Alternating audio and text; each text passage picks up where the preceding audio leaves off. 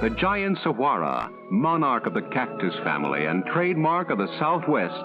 It may not always be pronounced correctly, but the saguaro is the iconic symbol of the Southwest, although the majestic saguaro has its roots in several native cultures. The Native American people, going back to the Hohokam, over 800 years ago, and now the Tohono O'odham, they see this plant as part of their culture. They see this plant as resembling their ancestors that have passed on. Each spring, this remarkable cactus produces beautiful white flowers. They mature into bright red fruit. The Tohono O'odham still harvest that fruit in ceremonial fashion. This remarkable cactus comes in all shapes and sizes, from no arms to more arms than you can count. And Saguaro National Park is a mecca for seeing and learning about these enormous cacti.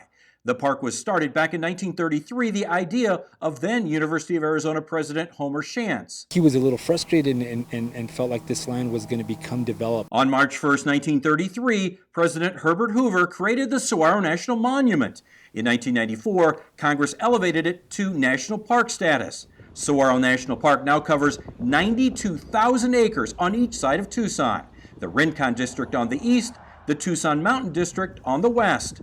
Both offer amazing views of the saguaros as you drive through. Plus, each has terrific hiking trails, but remember to bring plenty of water and go early in the day. The National Park Service continues to study the saguaro. They just completed another decade-long study that included a count of the saguaros. Could you imagine counting all the cacti that are in this park?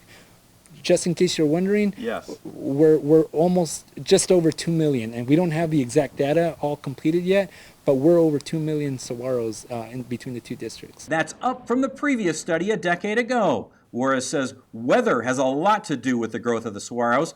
A 10-year-old may only be 1.5 inches tall. Fully grown, they can reach up to 60 feet tall. On average, saguaros grow arms at around age 70 and can have as many as 25. They grow to be almost as old as 200 years. They can hold hundreds of gallons of water to use throughout the year when it's drier. Fully hydrated, a saguaro can weigh over 4,000 pounds. And did you know that its unique design allows it to self-shade from the intense summer sun? The ribs inside the saguaro create ridges to reduce the surface area exposed to direct sunlight.